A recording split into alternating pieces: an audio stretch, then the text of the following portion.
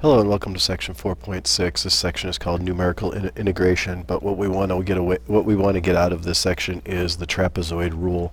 I have the trapezoid rule written up here at the top in purple, just to remind you, or just so that you know that's what you're looking for. But when we do this in class, we're probably going to do it more with tables and things like that. And if you see it on the AP test, there's a possibility it'll be more with tables than with the rule itself. But, you know, knowing the rule will help you understand how to deal with the tables a little bit more. So when we're talking about the trapezoid rule, we have to remember the formula for a trapezoid. And so the area of a trapezoid is found by taking 1/2 the height times base 1 plus base 2. Well, how does that relate to what I have down here?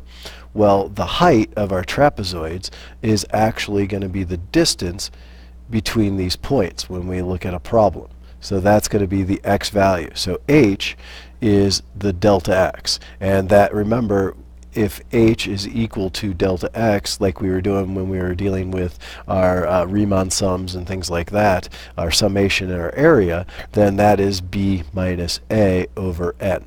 And so when you're looking at your formula over here, the formula says b minus a over 2n. Well, the 2 comes from the 1/2. So that's where this is coming from. Then b1 and b2 are the bases of the trapezoid. Let me just sketch down here on this one. Here would be a base, because remember, in trapezoids, the bases are parallel to one another.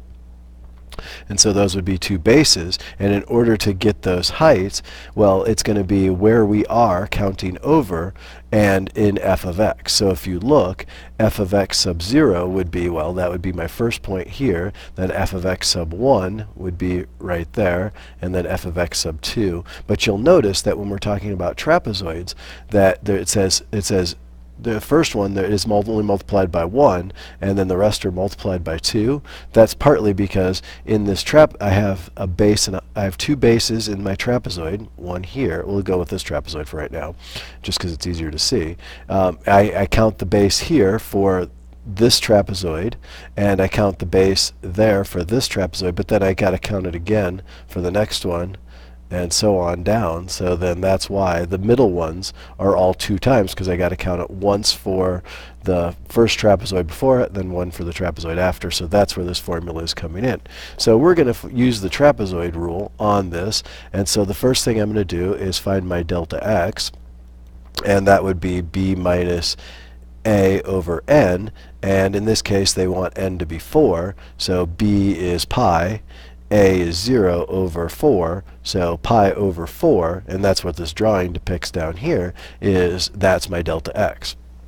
And so plugging it into my formula, well, b minus a over, to integrate from 0 to pi of sine of x, we can approximate it by saying, oh, well, we're going to say pi over 8, and it's pi over 8 because, remember, it's divided by 2n because of the half.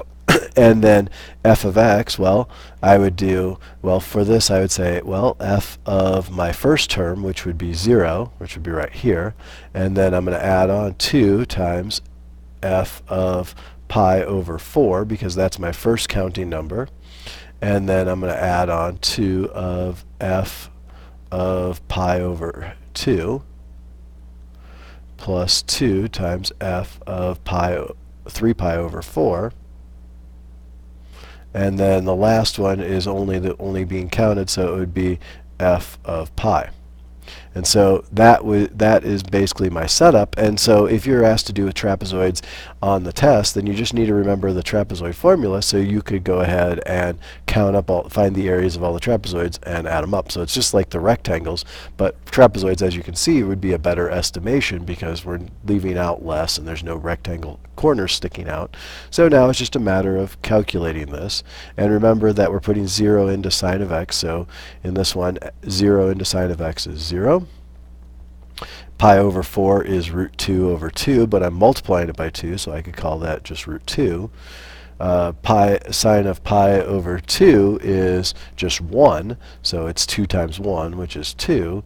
And then 3 pi over 4, I believe, is root 2 over 2 again, which then would be root 2, because I'm multiplying by 2. And then sine of pi is 0.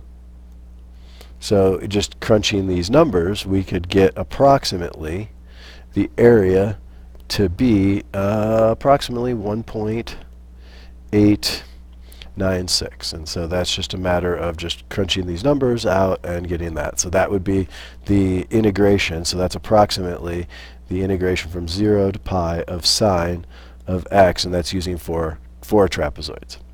Well, they also ask us to use 8 trapezoids, and my drawing's way down here. So I'm going to do the same thing. Move this up just a hair. And so we're going to do the same thing, but this time our delta x isn't going to be pi over 4.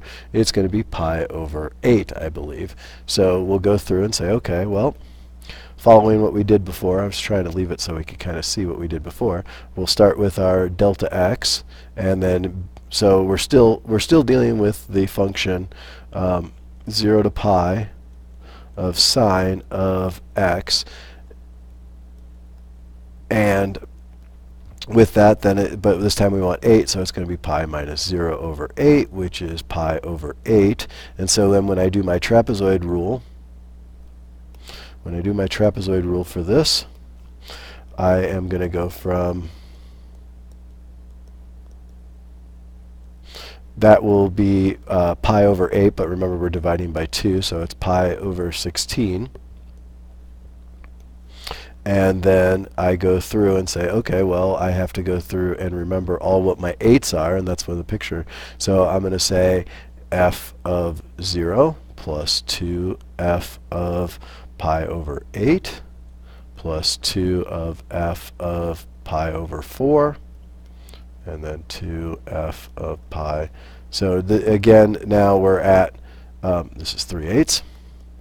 And so on down the line. I'm not going to write them all out. And the last 2 would be like 2 of f of 7 pi over 8, and then plus 1 f of pi. And so we would go through and crunch all of these numbers to figure out what we're going to get. And so at all of these spots, I could say, oh, okay, well, I know that going through using my unit circle or just using at 0. So knowing these, we would probably have to use either a calculator or know what we're dealing with when we're talking about pi over 8. It's half of pi over 4, so we could do some manipulation. But crunching all of these numbers, we're going to end up with an area of approximately 1.974. And so basically this is just the same thing as finding the area of the rectangles, except for these are trapezoids. And so in this case, you could see that probably the exact area for this would be pretty darn close to 2 if I made enough trapezoids, because as you can see, I'm getting closer and closer to 2. So the actual area for this, the actual area would be 2, and this, remember, these guys are just approximations, just like our rectangles. So when you come to class, we will talk more about this, and if you have any questions, please ask.